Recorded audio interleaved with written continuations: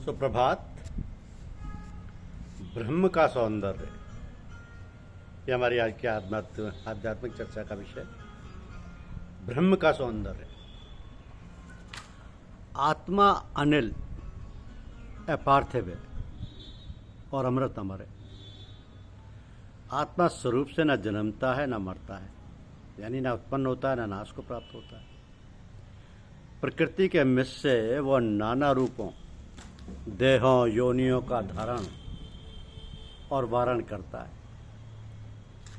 ठीक वैसे ही जैसे मनुष्य पुराने वस्त्रों को उतार कर नवीन वस्त्रों को पहनता है, तो देह रूपी धारण और वारण से आत्मा के रूप में कोई अंतर नहीं आता है। मरणशील देहों में आत्मा अमर ज्योति है।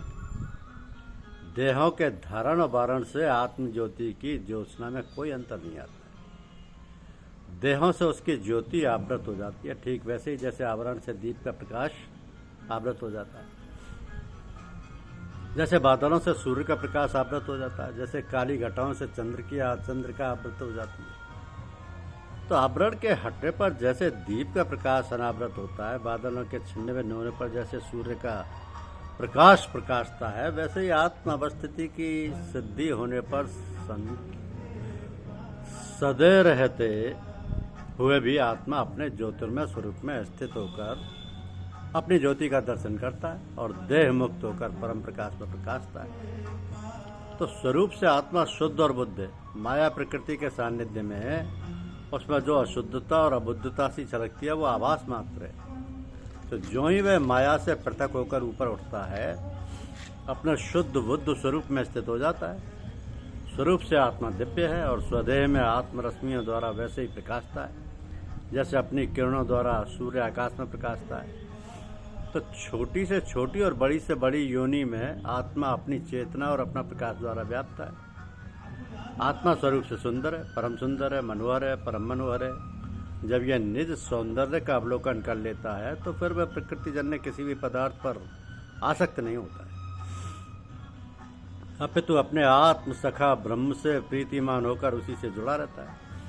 आत्मा होता है होम निष्पादक है, जीवन यज्ञ का संपादक है। जब वह आत्मा अपने यज्ञ स्वरूप से युक्त होकर जीवन यज्ञ का संचालन करता है तो इस जीवन में यज्ञता आ जाती है और यही जीवन आत्म सुरभि से महकने लगता है। तो आत्मा ऋतु है, आत्मा करता है, शरीर करण है, आत्मा कर्म क्षमता से युक्त है। ऐसे कर्म करने की स्वतंत्रता है, पूर्ण स्वतंत्रता। यह आत्मा ऋतु है, आत्मा कृतु है, कर्तव्य से युक्त है, कृतु है। आत्मा इंद्र है, इंद्रियों का स्वामी है। इंद्रियों का स्वामी होने से ही आत्मा को इंद्र कहते हैं। आत्मा आणु है, अति सूक्ष्म है, नितांत सूक्ष्म है। इसी से यह छोटी से छोटी और बड़ी से बड़ी योनि में सयोनि हो जाता है और स्वधा यानी स्वधारणा शक्ति से ऊपर नीचे इधर उधर सर्वत्र गति करता है। आत्मा सनातन है, ये सदा से और सदा रहेगा। आत्मा सत्य है, इसके निज स्वरूप में कभी कोई परिवर्तन अथवा परिणाम नहीं होता। यह परिवर्तनशील और अपरिणामी है। आत्मा जन्मना यानी स्वरूप से जात वेदाग्नि है, पावक और ज्ञान स्वरूप है, शोधक और उद्बोधक है। आत्मा हिंदू है, दिव्यता के परम दिव्य सागर का एक परम दिव्य बिंदु है, जिसके उद्योदित होने पर दिव्यता का अथाह सागर उमड़ पड़ता है। तो सवितु देवस्य भर्ग वरेण्यम, सविता देव का भर्ग वरेण्य है। भर्ग का अर्थ तेज, प्रकाश, सौंदर्य। एक शब्द के तीन अर्थ सर्वथा पूरक है। तेज और प्रकाश के संयोग का नाम ही सौंदर्य है। तेज धन प्रकाश बराबर सौंदर्य, तो सौंदर्य बराबर तेज या धन प्रकाश। तो वरेण्य का अर्थ है वर्णीय, ग्रहणीय, प्रापणीय। ब्रह्म एवं सौंदर्य है। सर्व सौंदर्य ब्रह्म में ही है और ब्रह्म ही है। तो ब्रह्मांड में, प्रकृति में, जड़ चेतन में सर्वत्र जो सौंदर्य है वह सब ब्रह्म के सौंदर्य की छाया, छवि, छटा, आभा, अक्ष मात्र है।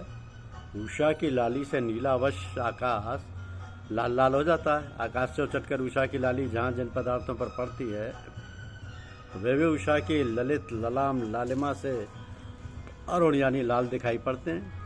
तो उषा की लालिमा आकाश से उछटकर कमरे के किवाड़ों में जड़े श्वेत कांच के पटलों पर पड़ती है और वे भी लाल लाल प्रतीत होते हैं। तो कांच के श्वेत पटलों से पुनः उचटकर लालिमा कमरे के अंदर रखे हुए श्वेत कांच के पात्रों व पदार्थों पर पड़ती है और वे भी लालिमा युक्त हो जाते हैं। इसी प्रकार परम सुंदर पर ब्रह्म का परम सुंदर सौंदर्य उसके अपने निज धाम अथवा निज स्वरूप में ही सन्निहित है। उसके अपने निज धाम या निज स्वरूप से उचटकर उसके सौंदर्य की जो आवाज सकल ब्रह्मांड में छलकती है, उसकी छटा छवि छाया मात्र से ये सब सुंदर हो रहा है। अखिल ब्रह्मांड का अखिल सौंदर्य उस परम सौंदर्य की केवल उच्चतन है।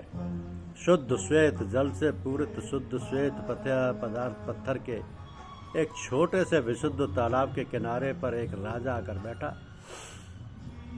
उसने देखा बहुत सुंदर अमूल्य मोतियों की बहुत सुंदर माला तालाब के पैंदे में पड़ी हुई है।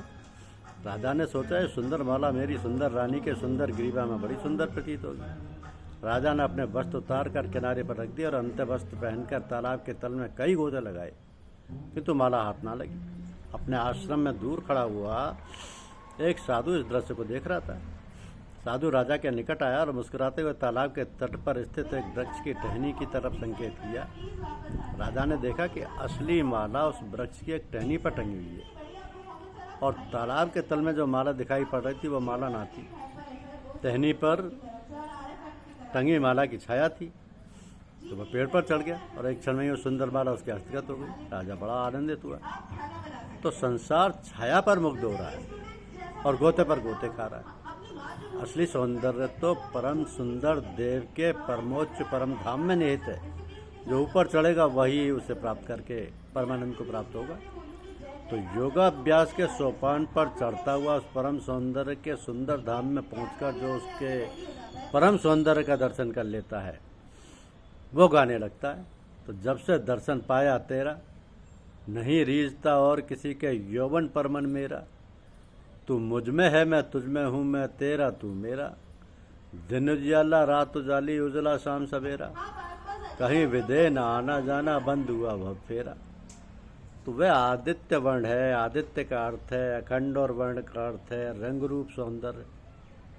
उसका दिव्य सौंदर्य अखंड है, अखंड दिव्य तेज और अखंड दिव्य प्रकाश से युक्त। उसके सौंदर्य का वर्ण कैसा है? उसके सौंदर्य का वर्ण दिव्य, इतना शुद्ध, इतना शुक्र, इतना श्वेत, इतना दैदीप्यमान, इतना प्रखर, इतना चमकीला, इतना आकर्षक, इतना प्रिय, इतना मनोहर कि उसकी एक झलक मात्र से दर्शन करता सदा के लिए आत्मना उसका हो जाता है, उसी में स्थित हो जाता है, उसी में परमानंद आता है, उसी में सुख शांति पाता है। वह दिव्य ज्योति है, वो दिव्य प्रकाश है, वही दिव्य सौंदर्य है, वही दिव्य सौंदर्य है।